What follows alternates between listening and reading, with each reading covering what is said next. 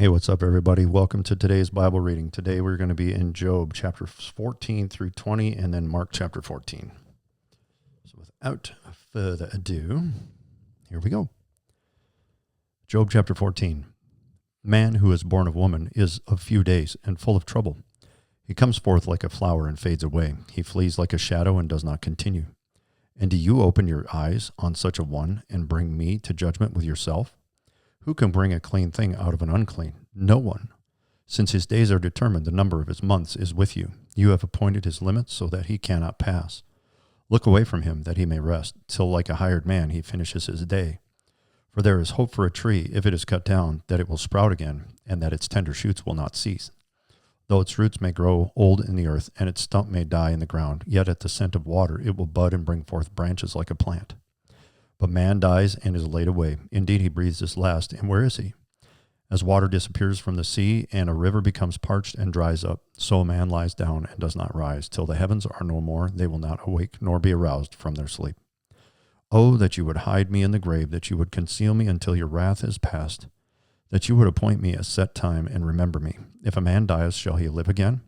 All the days of my hard service I will wait till my change comes. You shall call, and I will answer you. You shall desire the work of your hands, for now you number my steps, but do not watch over my sin. My transgression is sealed up in a bag, and you cover my iniquity.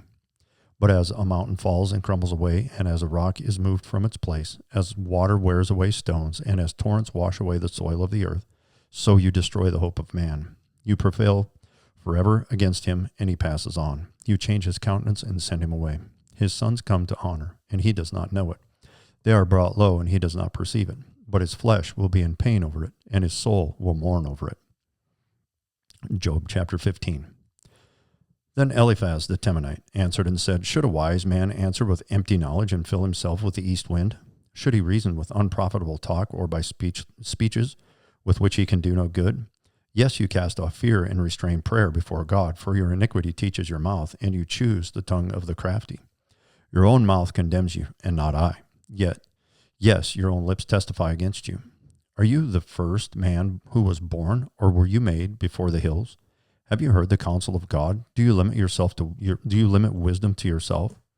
What do you know that we do not know? What do you understand that is not in us? Both the gray-haired and the aged are among us, much older than your father. Are the consolations of God too small for you, and the words spoken gently with you? Why does your heart carry you away, and what do your eyes wink at, that you turn your spirit against God and let such words go out of your mouth? What is man that he could be pure, and he who is born of a woman that he could be righteous? If God puts no trust in his saints, and the heavens are not pure in his sight, how much less man who is abominable and filthy, who drinks iniquity like water? I will tell you, hear me, what I have seen I will declare, what wise men have told, not hiding anything received from their fathers, to whom alone the land was given, and no alien passed among them. The wicked man writhes with pain all his days, and the number of years is hidden from the oppressor. Dreadful sounds are in his ears. In prosperity, the destroyer comes upon him. He does not believe that he will return from darkness, for a sword is waiting for him. He wanders about for bread, saying, Where is it? He knows that a day of darkness is ready at his hand. Trouble and anguish make him afraid. They overpower him, like a king ready for battle. For he stretches out his hand against God and acts defiantly against the Almighty, running stubbornly against him with his strong embossed shield. Though he has covered his face with his fatness and made his waist heavy with fat, he dwells in desolate cities, in houses which no one inhabits, which are destined to become ruins. He will not be rich, nor will his wealth continue, nor will his possessions overspread the earth. He will not depart from darkness. The flame will dry out his branches, and by the breath of his mouth he will go away. Let him not trust in futile things, deceiving himself, for futility will be his reward. It will be accomplished before his time, and his branch will not be green. He will shake off his unripe grape like a vine, and cast off his blossom like an olive tree. For the company of hypocrites will be barren, and fire will consume the tents of bribery. They conceive trouble and bring forth futility. Their womb prepares deceit. Job chapter 16. Then Job answered and said, I have heard many such things. Miserable comforters are you all. Shall words of wind have an end, or what provokes you that you answer? I also could speak as you do. If your soul were in my soul's place, I could heap up words against you and shake my head at you, but I would strengthen you with my mouth, and the comfort of my lips would relieve your grief. Though I speak, my grief is not relieved, and if I remain silent, how am I eased? But now he has worn me out. You have made me desolate all my company. You have made desolate all my company. You have shriveled me up, and it is witness against me. My leanness rises up against me and bears witness to my face. He tears me in his wrath and hates me. He gnashes at me with his teeth. My adversary sharpens his gaze on me. They gape at me with their mouth. They strike me reproachfully on the cheek. They gather together against me. God has delivered me to the ungodly and turned me over to the hands of the wicked. I was at ease, but he has shattered me. He has also taken me by my neck and shaken me to pieces. He has set me up for his target. His archers surround me. He pierces my heart and does not pity. He pours out my gall on the ground. He breaks me with wound upon wound. He runs at me like a warrior. I have sewn sackcloth over my skin and laid my head in the dust. My face is flushed from weeping, and on my eyelids is the shadow of death. Although no violence is in my hands, and my prayer is pure. O earth, do not cover my blood, and let my cry have no resting place. Surely even now my witness is in heaven, and my evidence is on high. My friends scorn me. My eyes pour out tears to God. Oh, that one might plead for a man with God, as a man pleads for his neighbor. For when a few years are finished, I shall go the way of no return. Job chapter 17. My spirit is broken. My days are extinguished. The grave is ready for me. Are not mockers with me, and does not my eye dwell on their provocation? Now put down a pledge for me with yourself. Who is he who will shake hands with me? For you have hidden their heart from understanding. Therefore you will not exalt them. He who speaks flattery to his friends, even the eyes of his children will fail. But he has made me a byword of the people, and I have become one in whose face men spit. My eye has also grown dim because of sorrow, and all my members are like shadows. Upright men are astonished at this, and the innocent stirs himself up against the hypocrite. Yet the righteous will hold to his way, and he who has clean hands will be stronger and stronger. But please come back again, all of you, for I shall not find one wise man among you. My days are past, my purposes are broken off, even the thoughts of my heart, they change the night into day. The light is near, they say, in the face of darkness. If I wait for the grave as my house, if I make my bed in the darkness, if I say no to corruption, you are my father. If I say to corruption, you are my father, and to the worm, you are my mother and my sister, where then is my hope? As for my hope, who can see it? Will they go down to the gates of Sheol? Shall we have rest together in the dust? Job chapter 18. Then Bildad the Shuhite answered and said, How long till you put an end to words? Gain understanding, and afterwards we will speak. Why are we counted as beasts, regarded as stupid in your sight? You who tear yourself in anger, shall the earth be forsaken for you? Or shall the rock be removed from its place? The light of the wicked indeed goes out, and the flame of his fire does not shine. The light is dark in his tent, and his lamp beside him is put out. The steps of his strength are shortened, and his own counsel casts him down. For he is cast into a net by his own feet, and he walks into a snare. The net takes him by the heel, and a snare lays hold of him. A noose is hidden for him on the ground, and a trap for him in the road. Terrors frighten him on every side, and drive him to his feet. His strength is starved, and destruction is ready at his side. It devours patches of his skin. The firstborn of death devours his limbs. He is uprooted from the shelter of his tent, and they parade him before the king of terrors. They dwell in his tent who are none of his. Brimstone is scattered on his dwelling. His roots are dried out below, and his branch withers above. The memory of him perishes from the earth, he has no name among the renowned. He is driven from light into darkness, and chased out of the world. He has neither son nor posterity among his people, nor any remaining in his dwellings. Those in the west are astonished at his day, as those in the east are frightened. Surely such are the dwellings of the wicked, and this is the place of him who does not know God. Job chapter 19.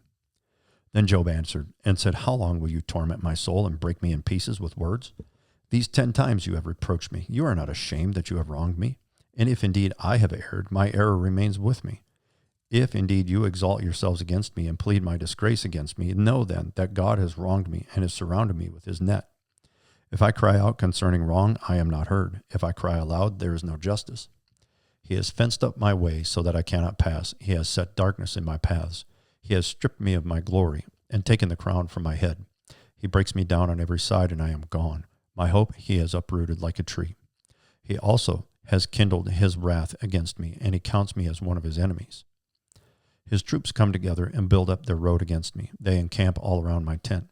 He has removed my brothers far from me, and my acquaintances are completely estranged from me. My relatives have failed, and my close friends have forgotten me. Those who dwell in my house and my maidservants count me as a stranger. I am an alien in their sight. I call my servant, but he gives no answer. I beg him with my mouth. My breath is offensive to my wife, and I am repulsive to the children of my own body. Even young children despise me. I arise, and they speak against me. All my close friends abhor me, and those who I love have turned against me. My bone clings to my skin and to my flesh, and I have escaped by the skin of my teeth. Have pity on me, O you my friends, for the hand of God has struck me. Why do you persecute me as God does, and are not satisfied with my flesh? Oh, that my words were written. Oh, that they were inscribed in a book, that they were engraved on a rock with an iron pen and lead forever. For I know that my Redeemer lives, and he shall stand at the last on the earth. And after my skin is destroyed, this I know, that in my flesh I shall see God, whom I shall see for myself, and my eyes shall behold, and not another. How my heart yearns within me. If you should say, how shall we persecute him, since the root of the matter is found in me? Be afraid of the sword for yourselves, for wrath brings the punishment of the sword, that you may know there is a judgment. Job chapter 20. Then Zophar the Naamathite answered and said, Therefore my anxious thoughts make me answer, because of the turmoil within me. I have heard the rebuke that reproaches me, and the spirit of my understanding causes me to answer. Do you not know this of old, since man was placed on the earth, that the triumphing of the wicked is short, and the joy of the hypocrite is but for a moment? Though his haughtiness mounts up to the heavens, and his head reaches to the clouds, yet he will perish forever like his own refuse. Those who have seen him will say, Where is he? He will fly away like a dream and not be found. Yes, he will be chased away like a vision of the night. The eye that saw him will see him no more, nor will his place behold him any more. His children will seek the favor of the poor, and his hands will restore his wealth. His bones are full of his youthful vigor, but it will lie down with him in the dust. Though evil is sweet in his mouth, and he hides it under his tongue, though he spares it and does not forsake it, but still keeps it in his mouth, yet his food in his stomach turns sour, it becomes cobra venom within him. He swallows down riches and vomits them up again. God casts them out of his belly. He will suck the poison of cobras. The viper's tongue will slay him. He will not see the streams, the rivers flowing with honey and cream. He will restore that for which he labored, and will not swallow it down. From the proceeds of the business he will get no enjoyment. For he has opened and forsaken the poor. He has violently seized a house which he did not build. Because he knows no quietness in his heart, he will not save anything he desires. Nothing is left for him to eat, therefore his well-being will not last. In his self-sufficiency he will be in distress. Every hand of misery will come against him. When he is about to fill his stomach, God will cast on him the fury of his wrath, and will rain it on him while he is eating. He will flee from the iron weapon. A bronze bow will pierce him through. It is drawn and comes out of the body. Yes, the glittering point comes out of his gall. Terrors come upon him. Total darkness is reserved for his treasures. An unfanned fire will consume him. It shall go ill with him who is left in his tent. The heavens will reveal his iniquity, and the earth will rise up against him. The increase of his house will depart, and his goods will flow away in the day of his wrath. This is a portion from God for a wicked man, the heritage appointed to him by God. All right, we'll go over to Mark chapter 14. Here we go. Mark chapter 14. After 2 days, it was the Passover and the feast of unleavened bread. And the chief priests and the scribes sought how they might take him by trickery and put him to death. But they said, Not during the feast, lest there be an uproar of the people. And being in Bethany, at the house of Simon the leper, as he sat at table, a woman came having an alabaster flask of very costly oil of spikenard. Then she broke the flask and poured it on his head. But there were some who were indignant among themselves, and said, Why was this fragrant oil wasted? For it might have been sold for more than 300 denarii and given to the poor. And they criticized her sharply. But Jesus said, Let her alone. Why do you trouble her? She has done a good work for me. For you have the poor with you always, and whenever you wish, you may do them good. But me you do not have always. She has done what she could. She has come beforehand to anoint my body for burial. Assuredly, I say to you, wherever this gospel is preached in the whole world, what this woman has done will also be told as a memorial to her. Then Judas Iscariot, one of the 12, went to the chief priests to betray him to them. And when they heard it, they were glad and promised to give him money. So he sought how he might conveniently betray him. Now on the first day of unleavened bread, when they killed the Passover lamb, his disciples said to him, "Where do you want us to go and prepare, that you may eat the Passover?" And he sent out 2 of his disciples and said to them, "Go into the city, and a man will meet you, carrying a pitcher of water. Follow him. Wherever he goes in, say to the master of the house, 'The teacher says, where is the guest room in which I may eat the Passover with my disciples?' Then he will show you a large upper room, furnished and prepared. There make ready for us." So his disciples went out and came into the city and found it just as he had said to them, and they prepared the Passover. In the evening he came with the 12. Now as they sat and ate, Jesus said, "Assuredly I say to you, one of you who eats with me will betray me." And they began to be sorrowful, and to say to him one by one, "Is it I?" And another said, "Is it I?" He answered and said to them, "It is one of the 12 who dips with me in the dish. The Son of Man indeed goes just as it is written of him, but woe to that man by whom the Son of Man is betrayed. It would have been good for that man if he had never been born." And as they were eating, Jesus took bread and blessed and broke it and gave it to them and said, "Take, eat, this is my body." Then he took the cup, and when he had given thanks, he gave it to them, and they all drank from it. And he said to them, "This is my blood of the new covenant, which is shed for many. Assuredly I say to you, I will no longer drink of the fruit of the vine until that day when I drink it new in the kingdom of God." And when they had sung a hymn, they went out to the Mount of Olives. Then Jesus said to them, "All of you will be made to stumble because of me this night, for it is written, I will strike the shepherd and the sheep will be scattered. But after I have been raised, I will go before you to Galilee." Peter said to him, "Even if all are made to stumble, yet I will not be." Jesus said to him, "Assuredly I say to you that today, even this night, before the rooster crows twice, you will deny me 3 times. But he spoke more vehemently, "If I have to die with you, I will not deny you." And they all said likewise. Then they came to a place which was named Gethsemane. And he said to his disciples, "Sit here while I pray." And he took Peter, James, and John with him. And he began to be troubled and deeply distressed. Then he said to them, "My soul is exceedingly sorrowful, even to death. Stay here and watch." Then he went a little farther and fell on the ground and prayed that if it were possible, the hour might pass from him. And he said, "Abba, Father, all things are possible for you. Take this cup away from me. Nevertheless, not what I will, but what you will." Then he came and found them sleeping, and said to Peter, "Simon, are you sleeping? Could you not watch 1 hour? Watch and pray, lest you enter into temptation. The spirit indeed is willing, but the flesh is weak." Again he went away and prayed and spoke the same words. And when he returned, he found them asleep again, for their eyes were heavy, and they did not know what to answer him. Then he came the 3rd time and said to them, "Are you still sleeping and resting? It is enough. The hour is come. Behold, the Son of Man is being betrayed into the hands of sinners. Rise, let us be going. See, my betrayer is at hand." And immediately, while he was still speaking, Judas, one of the 12, with a great multitude with swords and clubs, came from the chief priests and the scribes and the elders. Now his betrayer had given them a signal, saying, "Whomever I kiss, he is the one. Seize him and lead him away safely." As soon as he had come, immediately he went up to him and said to him, "Rabbi, Rabbi," and kissed him. And they laid their hands on him and took him. And one of those who stood by drew his sword and struck the servant of the high priest and cut off his ear. Then Jesus answered and said to them, "Have you come out as against a robber with swords and clubs to take me? I was daily with you in the temple teaching, and you did not seize me, but the scriptures must be fulfilled." Then they all forsook him and fled. Now a certain young man followed him, having a linen cloth thrown about his naked body. And the young men laid hold of him. And he left the linen cloth and fled from them naked. And they led Jesus away to the high priest, and with him were assembled all the chief priests, the elders, and the scribes. But Peter followed him at a distance, right into the courtyard of the high priest. And he sat with the servants and warmed himself at the fire. Now the chief priests and all the council sought testimony against Jesus to put him to death, but found none. For many bore false witness against him, but their testimonies did not agree.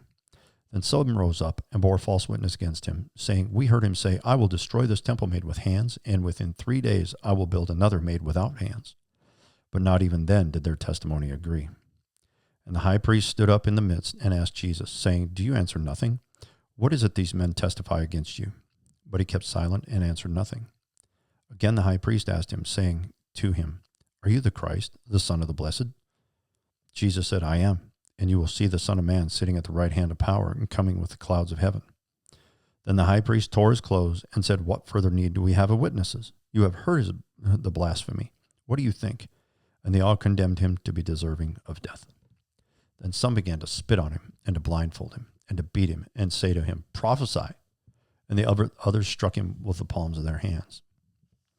Now as Peter was below in the courtyard, one of the servant girls to the high priest came. And when she saw Peter warming himself, she looked at him, and she said, "You also were with Jesus of Nazareth." But he denied it, saying, "I neither know nor understand what you are saying." And he went out on the porch, and a rooster crowed.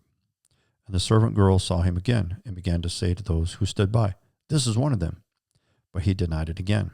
And a little later, those who stood by said to Peter again, "Surely you are one of them, for you are a Galilean, and your speech shows it."